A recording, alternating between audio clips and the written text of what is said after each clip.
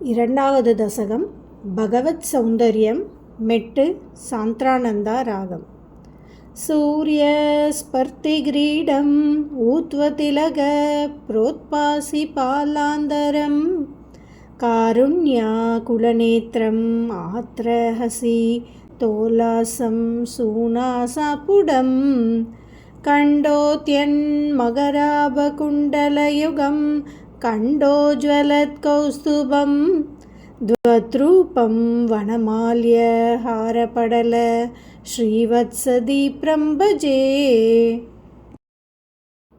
కేయూరాంగద కంగణోత్తమ మహారత్నాంగులీయాంగిత శ్రీమద్బాహుసదుష్క సంకదకదా సంగారి పంగేరుహాం కాంచేత్ కాంచన కాంచీ లాంఛితలసత్ పీతాంబరాలంబినిం ఆలంబే విమలాంబుజత్యుదిపదాం మూర్తిం తవార్తిచ్చితం. యత్రైలోక్యమహీయ శోభిమహితం సమ్మోహనం మోహనాత్ గాంధం గాంధినిదానతో మధురం మాధుర్యదుర్యాదభి సౌందర్యోత్తరదోభి సుందరతరం త్వత్రూపమాశ్చర్యదోభి ఆశ్చర్యం భువనేన కస్య కుదుకం పుష్ణాది విష్ణు విభో.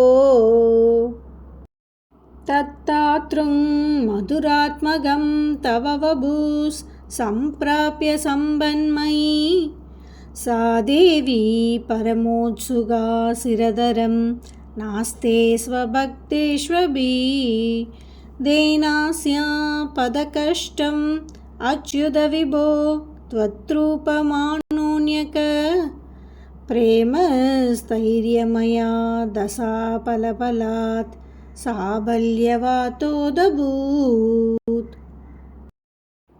లక్ష్మీస్తావగరామనీయక హృదైవేయం పరేష్వస్తిరేది అస్మిన్నన్యతభి ప్రమాణమధునా వశ్యామి లక్ష్మీపతే. ఏద్వద్ధ్యానగుణాను కీర్తనరసా సక్తా హి భక్తా జనాః దేశేషా వసతి స్థిరైవ తైదప్రస్తావదత్తాదరా.